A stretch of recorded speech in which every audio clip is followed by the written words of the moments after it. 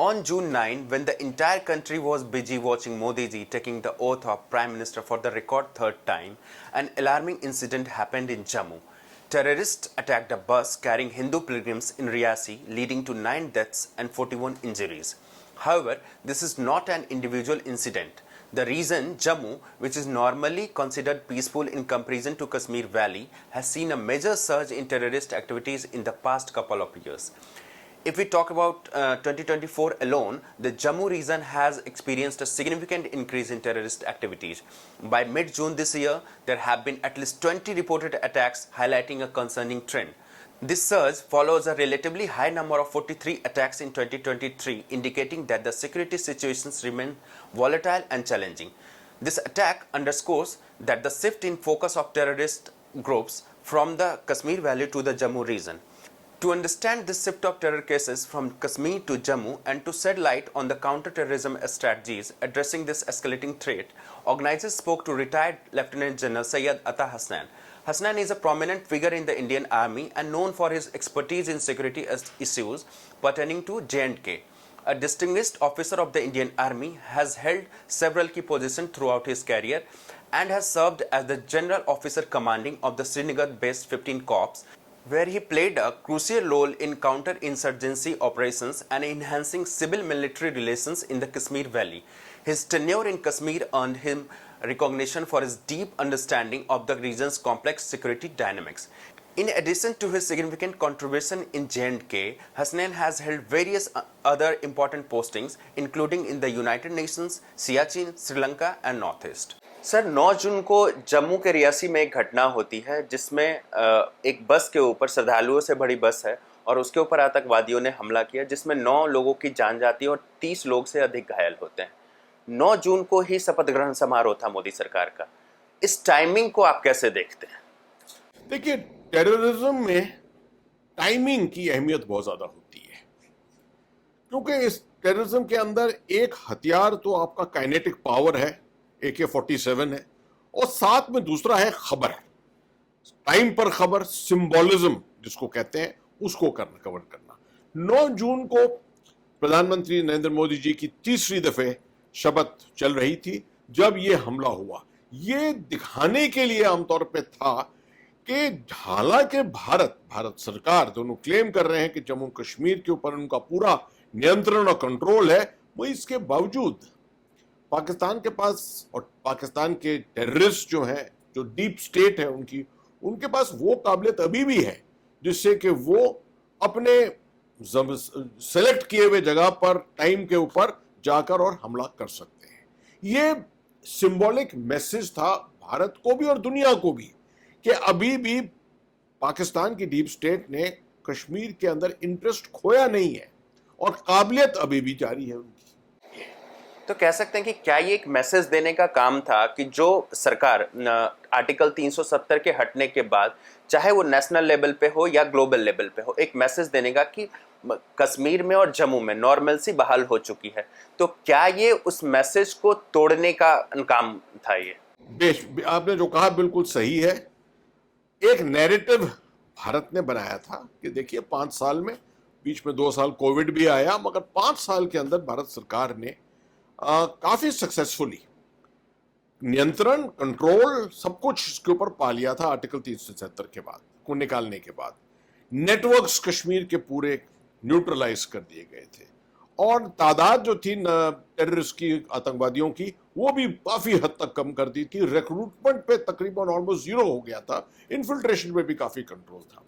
तो नॉर्मलसी के तरफ स्थिति बढ़ रही थी। मैं कभी नहीं कहता हूं कि नॉर्मलसी अचीव हो गई थी, नॉर्मलसी की तरफ स्थिति बढ़ रही थी। वक्त लगता है क्योंकि 35 साल से ये प्रॉब्लम चल रहा है, वक्त लगता है इसको कायम करने के लिए। पाकिस्तान की कोशिश है कि क्योंकि जब से आर्टिकल 370 को निकाला है, पाकिस्तान की अपनी अहमियत, रेलेवेंस जो है वो कम हो गई है और शायद आवाम, कश्मीर की जनता जो है वो भी इसको समझ रही है कि पाकिस्तान में वो काबिलियत नहीं है। पाकिस्तान एक मैसेज देने की कोशिश कर रहा था कि हमारी रेलेवेंस, हमारी काबिलियत, हमारी अहमियत अभी भी जारी है। तो हम जम्मू और कश्मीर 2 रीजन है, अगर हम लोग पिछले कुछ सालों के डाटा को अगर देखें तो जहां एक तरफ कश्मीर में आतंकवादी घटनाएं जो है बहुत कम हुई है, वहीं जम्मू में घटनाएं बढ़ी हैं।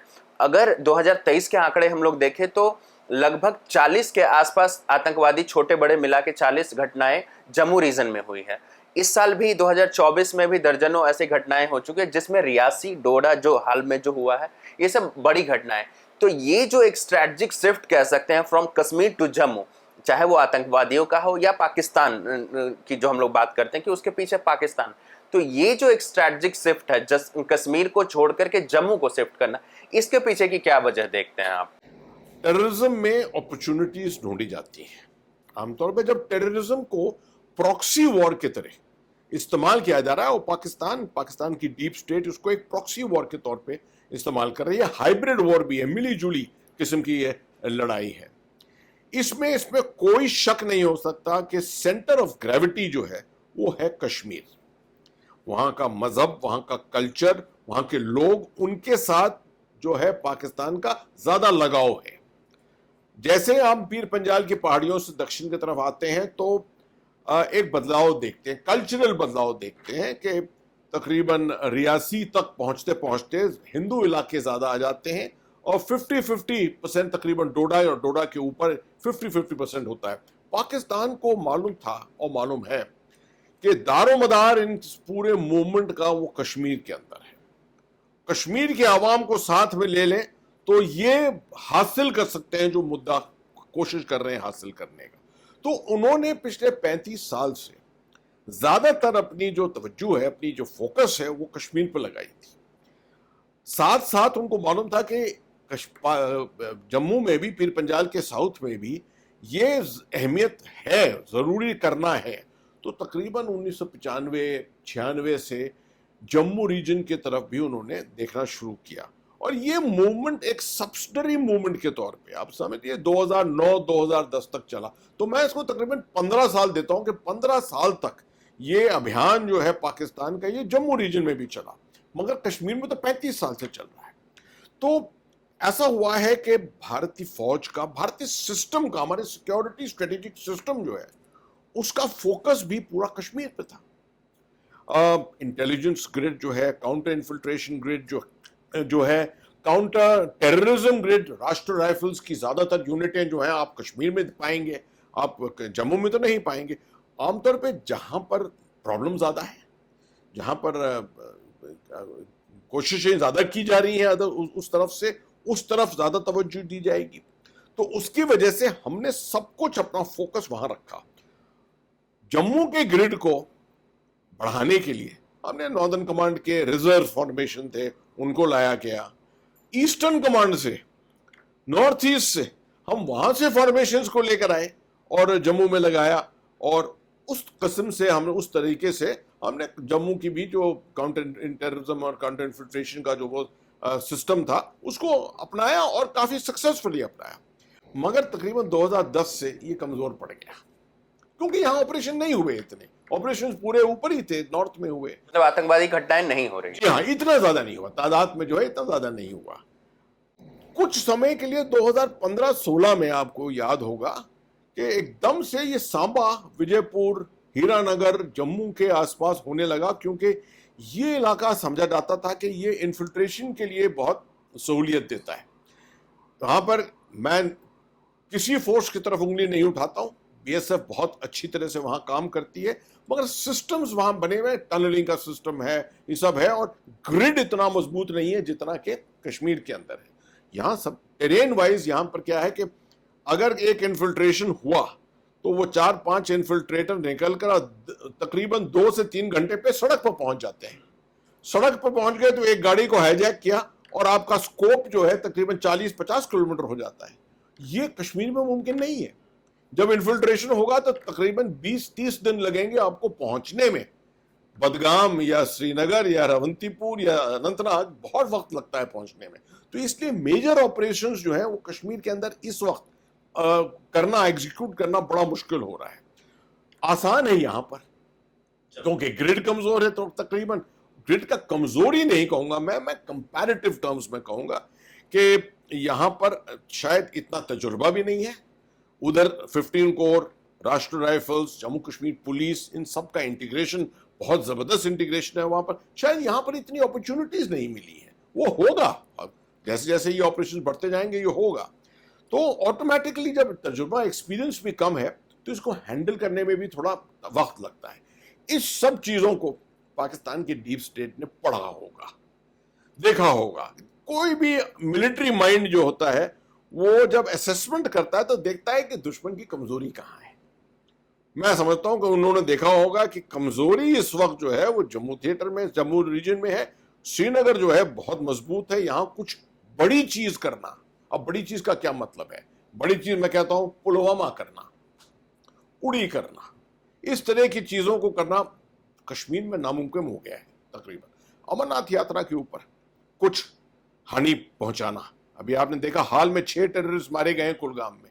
क्या कर रहे थे ये 6 टेररिस्ट वहां? क्या ये अमरनाथ यात्रा उनके नियंत्रण में थी? Was it possible target? इसको भी हमको सोचना पड़ेगा।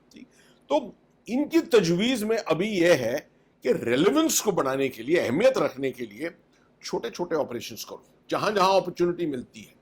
और जम्मू में बहुत अपॉर्चुनिटी मिल रही है। मंदिरों को देख लीजिए, मंदिरों के आसपास कितनी यात्राएं चलती हैं। वैष्णो देवी यात्रा को देख लीजिए आप। तो यहां पर अपॉर्चुनिटीज जो है बहुत ज्यादा है और ग्रिड तकरीबन उस कंपैरिजन में कमजोर है। तो इसलिए उसकी वजह से यहां इस इलाके को चुना गया है।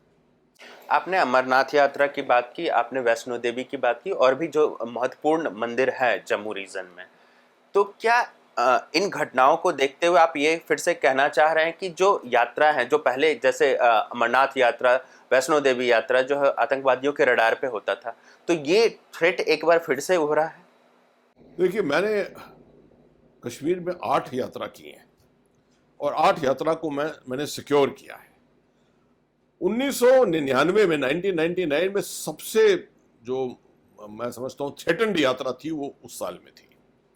कारगिल चल रहा था, युद्ध चल रहा था और हमको मालूम था कि एक अपॉर्चुनिटी ढूंढ रहे हैं पाकिस्तान की तरफ से।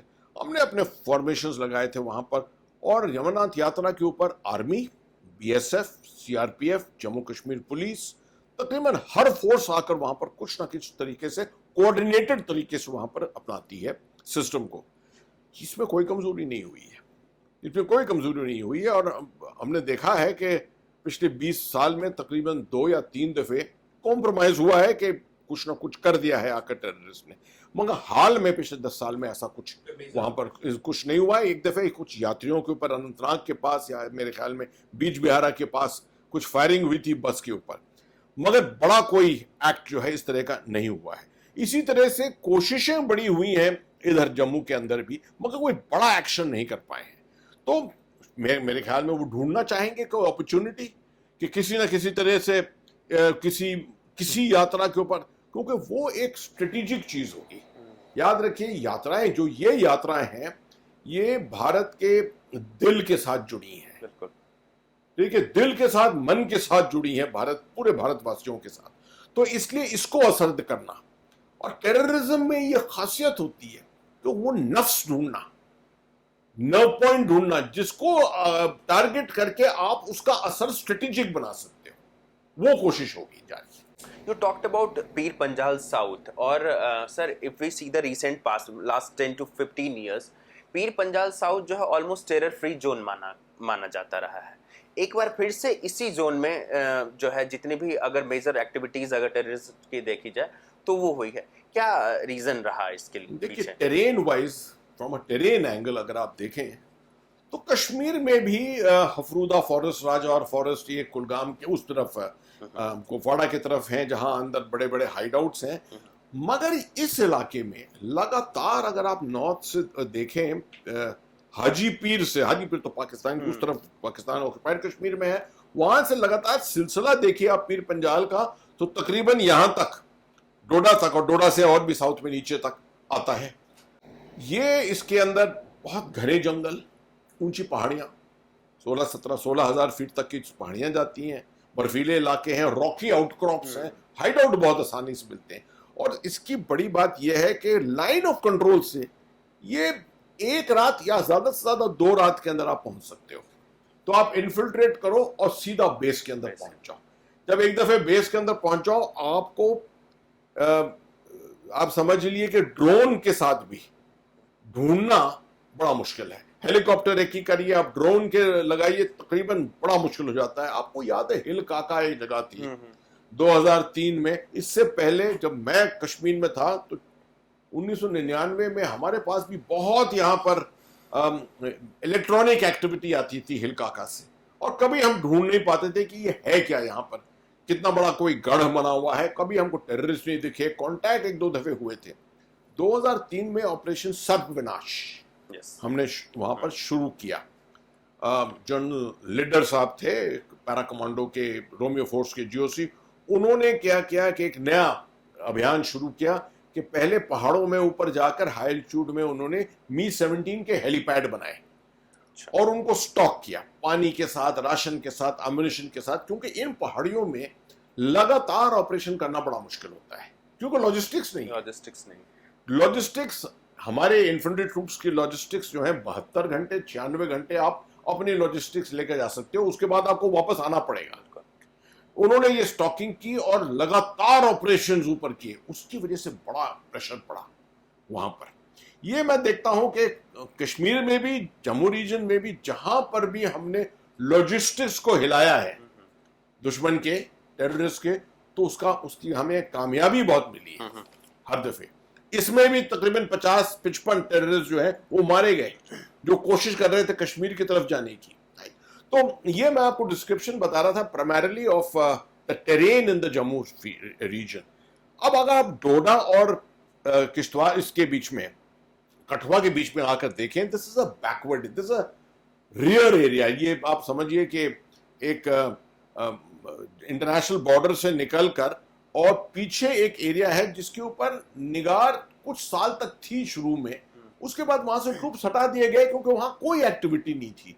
अब एकदम से जो ये एम्बुश हुआ है, जो 22 गढ़वाल पे हुआ है, 22 गढ़वाल मेरी ही रेजिमेंट की यूनिट है, वहीं पर जो हुआ है, इससे ये साबित हो रहा है कि टेररिस्ट जो है नए जगहें ढूंढ रहे हैं, ठीक है, और ऐसी जगहें वो ढूंढेंगे जहां उनके पास सपोर्ट है कुछ हद तक, क्योंकि Muslim terrorists coming from Kashmir, from Pakistan, it is not easy to sustain themselves.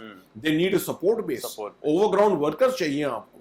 ये इलाका ज्यादातर हिंदू इलाका है, मगर कुछ जगहों में स्प्रिंकलिंग ऑफ गुजर पॉपुलेशन है, तो ऑब्वियसली ओवरग्राउंड वर्कर्स भी हैं यहाँ पर, तो कोई ना कोई सपोर्ट बेस तो है। तो इसलिए इसके ऊपर इंटेलिजेंस छाना यहाँ पर बहुत जरूरी है, जो काम जम्मू कश्मीर पुलिस का है।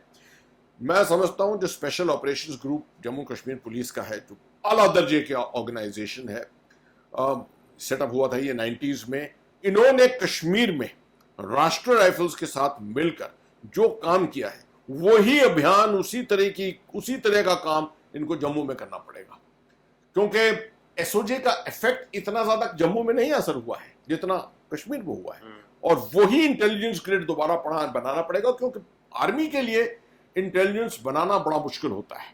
हम कुछ हद तक टैक्टिकल इंटेलिजेंस बना सकते हैं, मगर एसओजी की आउटरीच होती है, लोकल लोग हैं, वहीं के पुलिसमैन जो हैं वहीं के हैं, डोगरा हैं, सिख हैं, मुसलमान वहां के हैं, इन सब को मिलाकर जो है जो इंटेलिजेंस मिलती है वो आर्मी नहीं ला सकती है इस तरह की। सो आप कहना चाह रहे हैं कि जो ऑपरेशन सर्वविनाश था, तो यहाँ पे फिर से उसी प्रकार के किसी ऑपरेशन की जरूरत है? देखिए, ये इसके ऊपर बड़ा डिबेट चलता है आर्मी के अंदर बहुत, और आपको मालूम है भारतीय फौज के अंदर बड़ी डेमोक्रेटिक सिस्टम है। हम अपने लोगों से कहते हैं कि आप जितने विचार आगे प्रकट कर सकते हैं अपने तजुर्बे के ऊपर आप प्रकट करिए। मैं तो आमतौर पे ये कहता हूं कि जब तक कोई बड़े ऑपरेशन ना करे जिससे कि एक हिलावट हो, जो टेररिस्ट के बेसिस बने हुए हैं, और हालांकि टेररिस्ट कहने की में आ रहा है कि 30-35 से ज्यादा टेररिस्ट नहीं है इस इलाके में, ये 150 किलोमीटर का इलाका है, उसके अंदर 35 टेररिस्ट है, तो उनके बेसिस बने होंगे कहीं ना कहीं छोटे छोटे पे। इन बेसिस को हिलाना है, इनको डिस्टर्ब करना है, इनको डिस्ट्रॉय करना है। जब ये डिस्ट्रॉय हो जाते हैं तो इनको नीचे आना पड़ता है। जब ये गांव में आते हैं तब इंटेलिजेंस बनती है उससे। जब इंटेलिजेंस आती है तो आपके रिस्पॉन्सेज होते हैं, आप 5, 6, 8, 10 दफे जाएंगे तो एक कॉन्टैक्ट होगा आपका, वो कॉन्टैक्ट आपको सक्सेसफुल करना है। इसके अलावा जो मैं हर वक्त एडवाइस देता रहता हूं, आपको अपने अंदरूनी प्रोसीजर, स्टैंडर्ड ऑपरेटिंग प्रोसीजर्स, उनको दोबारा उनकी तरफ देखना पड़ेगा, निगरानी करनी पड़ेगी, क्योंकि इसमें लापरवाही नहीं हो सकती है किसी हालत में। मिसाल के तौर पे गाड़ियां चलाने का, रोज गाड़ी चलाने की कोई जरूरत नहीं है। लॉजिस्टिक्स ऐसा होना चाहिए जिससे कि आप गाड़ियों को हफ्ते में 10 दिन में चलाइए। कुछ ऐसी जगहें जैसे कि पहाड़ी इलाकों में लाइन ऑफ कंट्रोल के पास कुछ ऑपरेशनल ट्रैक्स हैं जहां पर 1 या 2 गाड़ियों का मूवमेंट होता है। इस तरह की जो मूवमेंट्स है ना, इसके ऊपर काबू पाना पड़ेगा, क्योंकि इन चीजों के ऊपर निगरानी रखते हैं टेररिस्ट, और अपॉर्चुनिटीज और ऑब्जेक्टिव्स, टारगेट्स जो हैं इन ये बनते हैं। तो इसलिए तजुर्बे से मैं कह सकता हूं कि इनके ऊपर बहुत आपको कंट्रोल करना पड़ेगा। वो उनके रूटीन्स को फॉलो करते जी हाँ, जी हाँ, बिल्कुल। जो आपका अपना रूटीन ऐसा बनाना पड़ता है इसमें काउंटर टेररिज्म के ग्रिड में कि कभी भी कोई पैटर्न ना बने कि हर दफे आप 6 बजे सुबह निकलें और 3 बजे वापस आए। ये पैटर्न नहीं बनना चाहिए। आपको टाइम टाइम पे पैटर्न को तोड़ना पड़ता है। ये सब आर्मी फौज के जितने लोग हैं वो सब जानते हैं इसको। आपने सर बात की जोग्राफिकल और लॉजिस्टिकल कंडीशंस की, जो जम्मू की है ये टोटली डिफरेंट है कश्मीर से। तो is this one of the major reasons behind कि जो टेररिस्ट एक्टिविटीज़ बढ़ी हैं, उन्होंने इसको एक्सप्लोर किया, उन्होंने इसको रिसर्च किया कि इसमें आर्मी जब हम ऑपरेशन करके, जब टेररिस्ट अपनी एक्टिविटीज़ करके लौट रहे होंगे, तो आर्मी के लिए या लोकल जो भी पुलिस है उसके लिए काउंटर करना तुरंत जो है वो मुमकिन नहीं होगा, because of these conditions which you have mentioned. Logistics अकेला नहीं, logistics is a contribution to it. Geographical अगर too. इसको अगर आप देखें, इस तरह से कंपैरिजन करें, Yeah. तो जम्मू कश्मीर के रीजन में 10 कॉन्वॉय चलते हैं रोज 10 कॉन्वॉय चलते हैं। इतने कॉन्वॉय नहीं चलते हैं जम्मू रीजन के अंदर, राइट। मगर जो है यहाँ पर कंट्रोल कुछ ज्यादा है। एक तो पुलिस फोर्सेस भी ज्यादा हैं, और रोड ओपनिंग प्रोसीजर्स, जो आरओपी जो पार्टीज लगी हुई हैं वो जरा मजबूत होती हैं, ग्रिड मजबूत है। मगर मैं समझता हूं सबसे बड़ी चीज जो है 2019 के बाद जो हुई है, और मैं कहता हूं 2017 से शायद जो हुई है, ये नेटवर्क जो होते हैं। अब नेटवर्क की मैं बात जब करता हूं तो क्या है नेटवर्क्स जिनके ऊपर टेररिज्म जो है वो राइड करता है, ओवरग्राउंड वर्कर के नेटवर्क्स। ये नेटवर्क्स कश्मीर के अंदर डिस्ट्रिक्ट, स्टेट, डिस्ट्रिक्ट, तहसील, हल्का लेवल तक होते हैं। पूरा स्ट्रक्चर बना हुआ है। अगर कुछ किसी का आपने कॉल करना है, स्टोन थ्रोइंग के लिए कॉल करना है, आपने एक मैसेज देना है और वो स्प्रेड होता है नेटवर्क के जरिए, ठीक है। इन सबको ऊपर कंट्रोल किया है, न्यूट्रलाइज किया है। फाइनेंशियल नेटवर्क्स, जो पहले पैसा जो यहां पर चलाया जा रहा था, उस पैसे के ऊपर काबू किया है। ड्रग के नेटवर्क्स, इनको काबू किया है। स्टोन थ्रोइंग के नेटवर्क्स, मीडिया के नेटवर्क्स, इन तरह के जो मीडिया इनकी तरफ काम करता था इनके साथ, उनको कंट्रोल किया है। जब इतना कंट्रोल कर लिया है तो उसकी वजह से यहां पर टेररिस्ट एक्टिविटी करना बड़ा मुश्किल हो रहा है। मिसाल के तौर पे आपको मैं बताता हूं, जब पैसा कम हो जाता है तो हाइड आउट बनाना मुश्किल हो जाता है, क्योंकि पैसा लगता है हाइड आउट बनाने में। आपको अगर घर भी हायर करने हैं तो पैसा देना पड़ता है कि हाउस ओनर्स को। तो जहां पर अगर किसी एक एरिया में जहां पहले 30 या 40 हाइड आउट थे, आज वहां 5, 6 या 7 हाइड आउट है। तो टेररिस्ट जो है उन हाइड आउट्स के अंदर, जो पहले टाइम टाइम पर चेंज करते रहते थे अपना हाइड आउट की लोकेशन, अब उनको एक हाइड आउट में लंबा रहना पड़ रहा है, जिसकी वजह से इंटेलिजेंस हमको मिलती है। तो ये चीजें कुछ होती हैं जो जमीन के ऊपर जिनको पहचान करना पड़ता है। तो जब आपने इस सब नेटवर्क को न्यूट्रलाइज कर दिया, आपका ऑपरेशन ऑटोमेटिकली ज्यादा इफेक्टिव हो जाता है। यही सब चीजें आपको जम्मू रीजन में करनी पड़ेंगी, क्योंकि ये इसके ऊपर तवज्जो इतनी नहीं दी गई है। तो मतलब आप कहना चाह रहे हैं कि जो इंटेलिजेंस गैदरिंग है वो जम्मू की कश्मीर की अपेक्षा थोड़ी वीक है और उसको हमें स्ट्रॉन्ग करने की जरूरत है। बेशक, और कोशिशें बहुत हो रही हैं, मैं समझता हूँ कोशिशें बहुत हो रही हैं। एडिशनल ट्रूप्स भी भेजे गए हैं, जहां तक मुझे मालूम है एडिशनल ट्रूप्स भी गए हैं। ये याद रखिए, हालांकि आज वो चीज जारी नहीं है, एक पूरी फोर्स राष्ट्रीय राइफल्स की यहां पर 2020 में लद्दाख भेजी गई। उस वक्त जरूरत थी, मतलब नेशनल बॉर्डर्स के ऊपर अगर कुछ थ्रेट्स बढ़ हो रही हैं, जब इंडिया चाइना स्टैंड ऑफ हो रहा था, तो हाँ जी हाँ बिल्कुल, जब तो बनिस्बत के इंटरनल सिक्योरिटी का आपको एक्सटर्नल सिक्योरिटी के लिए तो भेजना पड़ेगा बॉर्डर पे, तो इस फोर्स को भेजा गया। वो इलाके जो रियासी के इलाके खास तौर पे हैं, ये तकरीबन कुछ कमजोर पड़ गए। मगर जैसे ये हमले शुरू हुए 1.5-2 साल पहले इस पीर पंजाल के साउथ में, automatically I think additional forces वहां पर भेज दी गई। अब वो फोर्सेस 1-2 साल में कितना उनका वहां पर कंट्रोल है, कितना ज्यादा इंटेलिजेंस है, कितना लिएजन और इफेक्टिवनेस है पॉपुलेशन के साथ, वो उसके ऊपर सब कुछ निर्भर होता है। क्योंकि जो वैली के अंदर हैं जो यूनिटें, मुझे मालूम है कि कुछ यूनिटें तो ऐसी हैं राष्ट्रीय राइफल्स की जो पिछले 32 साल से नहीं चेंज हुई है, जहां पर है वो वही है। लोग आते हैं जाते हैं, आते हैं जाते हैं, तो एक जगह पर कंटिन्यूटी रहती है। लोकेशन बिल्कुल। आपने एलएसी की बात कही और इंडिया चाइना के बारे में बात कही, तो हमने देखा कि जो अभी रिसेंट में ऑपरेशंस हुए हैं उसमें जो एम्युनिशंस मिले हैं वो चाइनीज मेड थे। तो क्या जो रिसेंट अटैक्स है इसमें कहीं ना कहीं चाइनीज एंगल भी है? क्या ये चाइना पाकिस्तान दोनों को मिला करके ये ऑपरेशंस किए जा रहे हैं? मुझे मालूम है कि इसके ऊपर बहुत मीडिया के अंदर भी लिखा जा रहा है इसके अंदर, और बहुत से लोग सोशल मीडिया के ऊपर इसके बारे में एनालिसिस करके टिप्पणियां कर रहे हैं। मगर मेरा बिलीफ ये है कि जहां तक Chinese bullets, Chinese grenades, Chinese ammunition और राइफल्स हैं, ये तो मुझे तो मुद्दतों से मिल रही हैं वहां पर। मैंने तो देखा है पिछले 20 साल से भी ज्यादा वहां पर ये था। तो एकदम से कोई फ्रेश इंडक्शन चाइनीज हथियारों का मुझे तो नहीं लगता। पाकिस्तान के पास सपोर्ट बहुत चाइना का आता है, माल आता है बहुत, उनके पास ग्रेनेड्स वहां से बहुत आते हैं। तो ये टाइम पर टेररिस्ट जो है उनको ये सप्लाई किया जाता है। हाँ, एक बेशक इंटरेस्टिंग चीज है कि M4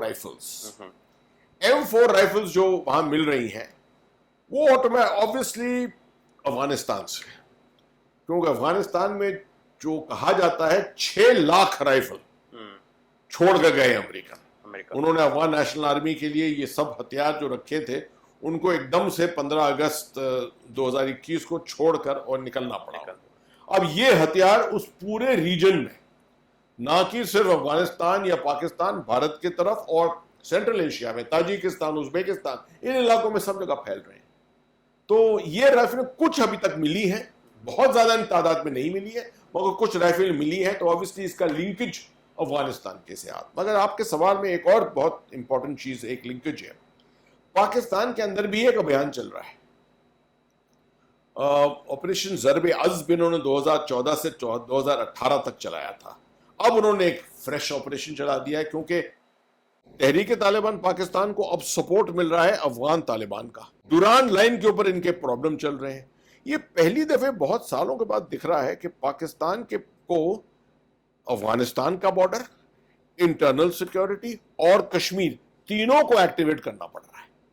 आमतौर पे इन तीनों चीजों में से एक चीज एक्टिवेट होती है जिस पर ज्यादा निगरानी होती है। जब कोई अपॉर्चुनिटी आती है तब जो है ये प्रायोरिटी जो है वो शिफ्ट हो जाती है। मिसाल के तौर पर 2016 में जब बुरहान वानी मारा गया तो एकदम से पाकिस्तान ने एक अपॉर्चुनिटी देखी, पथराव शुरू हो गया, देखिए सड़कों पर लोग जब आए, तो इसलिए पूरा तवज्जो जो है इनकी इधर आ गई। अब इस दफे तकरीबन यही हो रहा है कि वो देख रहे हैं कि लोकसभा का इलेक्शन आपका बहुत सक्सेसफुल हुआ है, कोई इसके अंदर हिंसा नहीं हुई है, आसान लोग आए हैं, बड़ी अच्छी टर्नआउट, 58% तकरीबन टर्नआउट हो गया है। जहां पर आपको 7 और 8% टर्नआउट होता था, आपका जबरदस्त टर्नआउट हुआ है। ये पहला इंडिकेशन है जो कि सरकार ने जो 5 अगस्त 2019 को चलाया था वो अब सक्सेस हुआ है। अगला इसका स्टेप जो है वो है असेंबली इलेक्शन, जिसकी ओर हम बढ़ रहे हैं।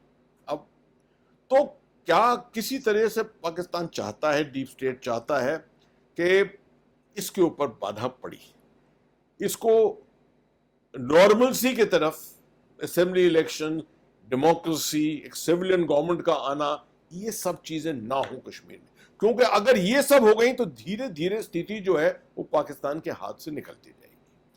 कैसे इसको ऐसा एक अभियान अपनाया जाए जिससे कि इस प्रोसेस में पूरी बाधाएं आए। सर, आपने ऑपरेशन ज़रब अज़ब इसके बारे में थोड़ा डिटेल से बताइए हमें। सबसे पहले 2007 में पाकिस्तान आर्मी को परवेज मुशर्रफ ने लाल मस्जिद के अंदर भेजा, जब लाल मस्जिद रावलपिंडी के अंदर उसको एक्सट्रीमिस्ट रेडिकल्स ने टेक ओवर कर लिया था। और कट्टरपंथी रेडिकल्स जो है वो तो हमको मालूम ही है कि शुरुआत तो पाकिस्तान से ही हुई थी। जियाउल हक का ये पूरा अभियान चला था 77 के बाद कि कैसे कट्टरपंथी को लाकर और उसको इस्तेमाल किया जाए भारत के खिलाफ। इससे पहले कि भारत के खिलाफ इस्तेमाल कर सके, उन्होंने अफगानिस्तान में इस्तेमाल किया, अमेरिका के साथ, सऊदी अरेबिया के साथ, राइट। तो इसको अगर देखते हुए हम देखें तो 2007 तक ये अंदरूनी तौर पे पाकिस्तान के अंदर एक बड़ा प्रॉब्लम बन गया था। तो इन्होंने ये खुद परवेज मुशर्रफ खुद भी टारगेट बने थे। जैश ए मोहम्मद ने 2 दफे कोशिश इनके ऊपर की थी। तो जब इन्होंने रंज में ये फौज को भेजा लाल मस्जिद के अंदर, उसके बाद से ये तहरीक तालिबान पाकिस्तान आया। इसका इंटेंशन है कैसे शरीयत को पाकिस्तान के अंदर जारी करना, किस तरीके से गवर्नमेंट को, जो ये डेमोक्रेटिक गवर्नमेंट है, इसको पलटना, ओवरथ्रो करना, कैसे आर्मी का कंट्रोल निकालना और कैसे कट्टरपंथी को फैलाना। ये तब से ऑपरेशन चल रहे हैं। तकरीबन 2014 से ये इस ऑपरेशन के ऊपर थोड़ी जो है ज्यादा जोर दिया गया। 2015 में एक बहुत बड़ा हमला हुआ आर्मी पब्लिक स्कूल पेशावर में, 139 बच्चे मारे गए उसमें। ये एक टर्निंग पॉइंट था। और ज़रबे अज़्ज़ जो 2014 में शुरू हुआ था, इसमें तकरीबन 1/3 पाकिस्तान आर्मी जो थी वो लगी हुई थी। इन्होंने, मैं आपको कह सकता हूं क्योंकि उससे पहले भी ये ऑपरेशन कुछ जब चल रहे थे तो कश्मीर के सामने से भी इन्होंने फॉर्मेशन हटा दिए थे, कुछ यूनिटों को लाइन ऑफ कंट्रोल से भेजा गया। इतनी इंपॉर्टेंस इन्होंने दी ज़रबे अज़्ज़ को। और इनका तरीका था भारत की फौज से बिल्कुल बरखलाफ air power, helicopter gunships, tanks, APCs, heavy machine guns, drones, हर चीज इस्तेमाल की। आप दुबई में किसी टैक्सी ड्राइवर से अगर बात करिए, ज्यादातर टैक्सी ड्राइवर दुबई के जो हैं वो खैबर पख्तूनख्वा के होते हैं, उनसे कभी बैठकर बात करिए, वार्तालाप करिए, तो उनसे मालूम होता है कि क्या वहां तबाही मची थी उन इलाकों में। और अभी भी वही है। और अब इन्होंने अभियान दोबारा शुरू किया है। अब इन्होंने अभी 22 जून से दोबारा शुरू किया है, क्योंकि अफगान तालिबान ने बैकिंग जो है वो तहरीक तालिबान पाकिस्तान को दे दी है। तो क्या कह सकते हैं कि पाकिस्तान खुद एक टाइप के टेररिज्म से जूझ रहा है? बिल्कुल बिल्कुल। पाकिस्तान, जैसे हिलरी क्लिंटन ने एक दफे कहा था कि अगर आप सांप अपने बैकयार्ड में पाल रहे हैं तो किसी ना किसी दिन वो सांप आपको भी काटेंगे, ये कहा था। बिल्कुल वही बात बिल्कुल सच है कि आपने सांप पाले हुए हैं अलग अलग देशों के खिलाफ काम करने के लिए, भारत के खिलाफ, अफगानिस्तान के खिलाफ, और वो सांप वापस आए हैं आपको काटने के लिए। और वो समझते हैं कि उस सांपों के ऊपर वो कंट्रोल कर सकते हैं और उनको लगातार अभी भी इस्तेमाल कर सकते हैं एक स्ट्रेटेजिक हथियार के तौर पे। सर, आप पाकिस्तान के ऊपर भी काफी लिखते रहे हैं। पाकिस्तान का जो इकोनॉमिक क्राइसिस है, पाकिस्तान मल्टीपल क्राइसिस से जूझ रहा है, and one of prominent is economic crisis से। तो ये इकोनॉमिक क्राइसिस का जो फ्रस्ट्रेशन है वहाँ की गवर्नमेंट में या वहाँ की आर्मी में, क्या ये भी एक फैक्टर है जो वो इंडिया को बार बार परेशान करने का प्रयास कर रहे हैं?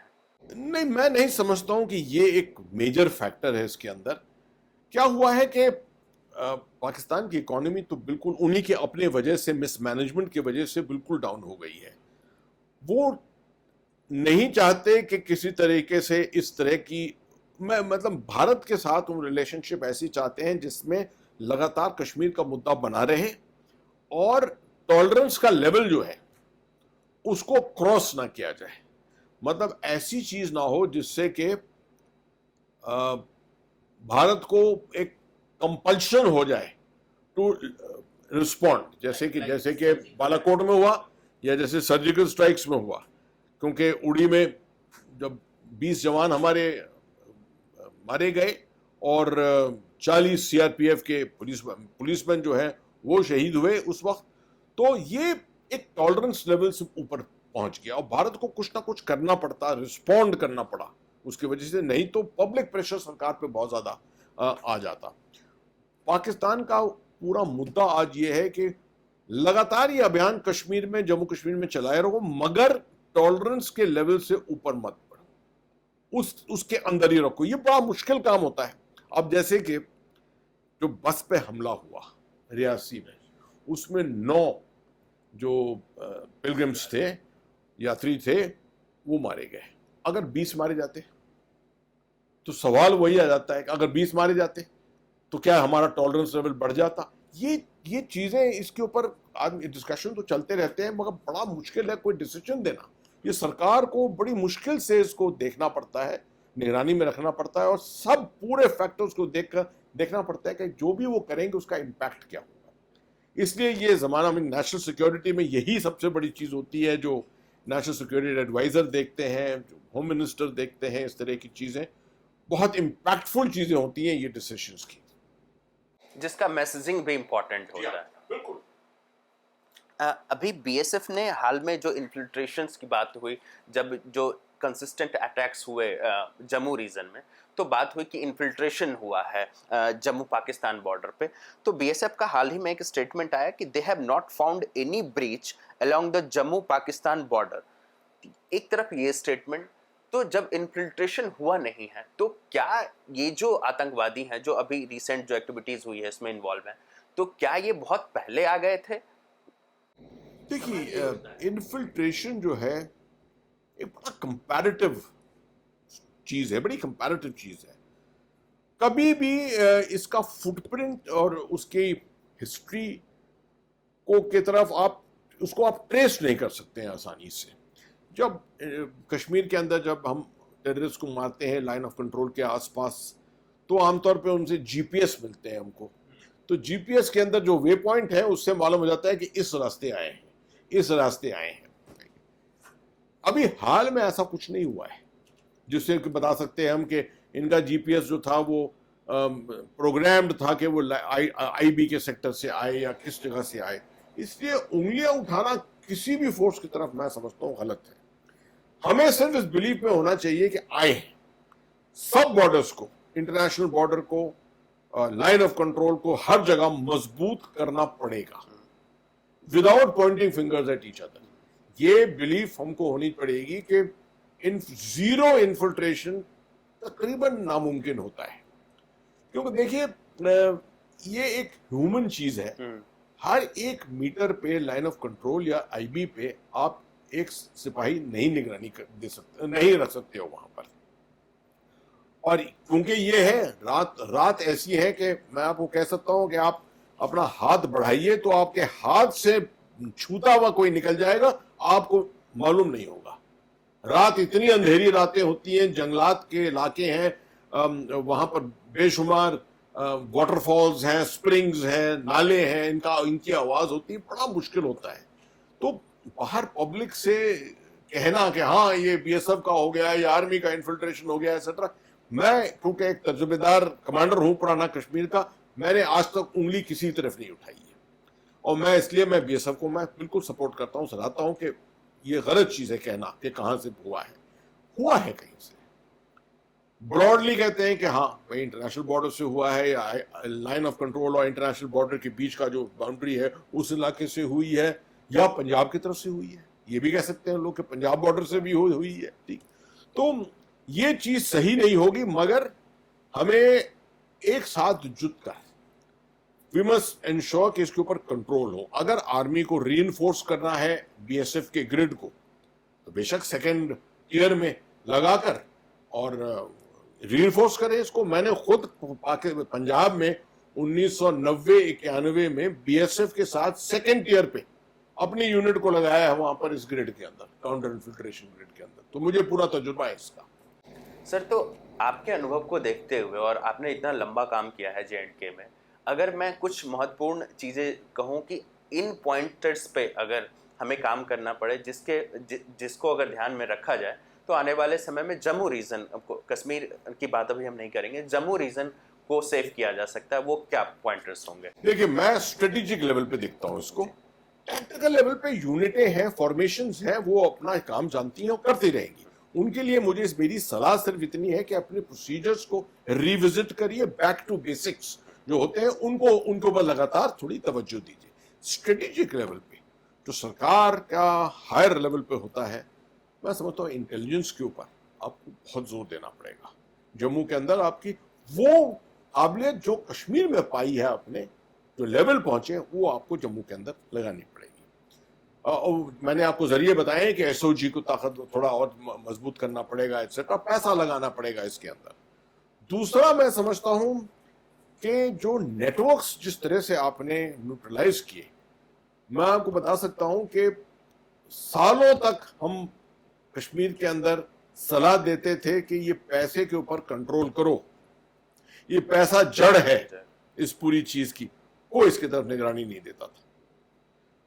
एनआईए ने फाइनली मेरे ख्याल में 2016-17 में ऐसा जबरदस्त काउंटर प्रोग्राम शुरू किया इसका कि उन्होंने 2-3 साल में इसको रद्द कर दिया, टेरर फाइनेंसिंग को बिल्कुल। उसकी वजह से पैसा जो है दम से ड्राई अप हो गया और उसकी वजह से सपोर्ट नहीं मिला, ओवरग्राउंड वर्कर्स को सपोर्ट नहीं मिला, हाइडआउट्स के लिए सपोर्ट नहीं मिला, टेररिस्ट के मूवमेंट के लिए सपोर्ट नहीं मिला, तो ऑटोमेटिकली चीजें कोलैप्स होने लगी। वो आपको यहाँ पर नेटवर्क्स को के ऊपर कंट्रोल करना, उनको न्यूट्रलाइज करना, इसका आपको पूरा एक तजवीज इसकी बनानी पड़ेगी। और आखिरी चीज जो आपको डिबेट करनी चाहिए, हमें डिबेट करनी चाहिए, वो है किस तरीके से हम पीर पंजाल की पहाड़ी पर जो बेसिस हैं इनको डिस्टर्ब करें। कुछ एडिशनल ट्रूप्स, एडिशनल फॉर्मेशंस को लाकर, और अब से लेकर अभी जुलाई के महीने में है हम, विंटर तक, अगस्त दिसंबर तक इसको डिस्टर्ब करें। और ऐतिहासिक तौर पे 1999-2000 को देखिए, जब हम ट्रूप्स लाए बाहर से और उनको हमने पूरे कश्मीर में घुमाया, अलग अलग ऑपरेशंस कराए, एक टेररिस्ट नहीं मारा इन फॉर्मेशंस ने, मगर ऐसा जबरदस्त डिस्ट्रक्शन किया इन्होंने बेसिस का कि टेररिस्ट जो थे उनको आना पड़ा नीचे और गांव के अंदर, रूरल एरियाज के अंदर बसना पड़ा। मैं उस टाइम पर अवंतीपुर में था और मुझे याद है कि महीने महीने हमारी एवरेज 40 टेररिस्ट हम मारते थे उन दिनों। सर, आपने नॉर्थ ईस्ट में भी काम किया है। अगर हम लोग मणिपुर की बात करें तो मणिपुर भी पिछले 1 साल से जो है बहुत ही डिस्टर्ब है और वायलेंस का लेवल क्या है हम सब जानते हैं। मणिपुर में सरकार को ऐसा क्या करना चाहिए जो स्थिति कंट्रोल में आए? मैं समझता ये बिल्कुल ही बरखलाफ सिचुएशंस है, बिल्कुल ही बरखलाफ सिचुएशन। यहाँ तो एक इंटर कम्युनिटी का प्रॉब्लम है, कुकीज के बीच में, मेथीज के बीच में, थोड़ा रिलीजियस है, थोड़ा ट्राइबल है, आप समझिए। कॉन्फिडेंस बिल्डिंग आपको करनी पड़ेगी, ठीक है, इस तरह की चीज में कॉन्फिडेंस। और ये कोई 1 रात 2 रात की चीज नहीं है, ये लगातार एक अभियान करना पड़ेगा जिसके अंदर मैं समझता हूँ पॉलिटिकल हैंडलिंग और असम राइफल और आर्मी के जरिए आउटरीच टू द पीपल, थोड़ा और पैसा लगाना पड़ेगा डेवलपमेंट के ऊपर, इन चीजों पर, क्योंकि शायद वूंड्स, बड़े ओपन वूंड्स हैं मणिपुर में जिसके ऊपर बाम आपको लगाना पड़ेगा। और वही एक तरीका है। आमतौर पे जहां जहां इस तरह की इंटरनेसीन प्रॉब्लम्स होते हैं बिटवीन कम्युनिटीज, बिटवीन पीपल, आपको घाव भरने पड़ते हैं पहले और साथ साथ आउटरीच करना पड़ता है। इसमें काइनेटिक पावर के साथ डिस्ट्रॉय करना किसी को, वो उससे कोई हासिल नहीं होता है। मैं समझ रहा हूं कि सरकार सही चीज कर रही है, इस वक्त कोशिश कर रही है आउटरीच की बहुत, हर तरफ कुछ प्रोमिनेंट लोगों को, भारत के अंदर से जो प्रोमिनेंट लोग हैं, सोशल वर्कर्स हैं, इंडस्ट्रियलिस्ट हैं, ऐसे इस तरह के लोगों को, इन्फ्लुएंसर्स हैं, सोशल इन्फ्लुएंसर्स हैं, उनका इस्तेमाल करना चाहिए वहां जाकर, क्योंकि ultimately we have to realise all of them are our people, they are all Indians basically, and we have to treat them equally. They have to, so we have to make sure that whatever differences exist between them, we have to overcome those differences, not they. So as we know or as we discussed that there are some internal problems, right? But there are experts, those are claiming that there are what we say interference from Chinese side and from Myanmar side. How do you see this claim of Myanmar and Chinese? External factor तो होता ही है इस तरह की situation में। आप कश्मीर में देख रहे हैं, कश्मीर की स्थिति कभी ऐसी होती नहीं जब तक एक्सटर्नल फैक्टर नहीं आता। Although there is no major evidence to say it clearly for anybody, but I'm sure the intelligence agencies know it, people who are dealing with this know it, that the potential of exploitation by external elements is always there. Myanmar se ho sakta hai, Myanmar maybe is supporting someone, the Chinese are supporting someone else. It is becoming more complicated with the Naga issue there, the greater Nagalim issue there. The Manipur is a separate issue completely. I mean, it cannot be understood in the simple dynamics of terrorism. Kashmir का मुद्दा तभी terrorism के जरिए आप समझ सकते हैं, इसको आप टेररिज्म के तौर पर नहीं समझ सकते. This is more of a social issue. तो आपने देखा हमारे साथ लेफ्टिनेंट जनरल रिटायर्ड सैयद अता हसनैन जी. हमने बात की जम्मू कश्मीर में बढ़ते आतंकवाद पे, जम्मू रीजन में जो हाल के दिनों में जो आतंकवाद बढ़ा है और कैसे उससे निपटा जा सकता है, इस पे हमें हसनैन साहब ने विस्तार में बताया. हसनैन साहब बहुत बहुत धन्यवाद ऑर्गेनाइजर से जुड़ने के लिए. शुक्रिया, थैंक यू वेरी मच.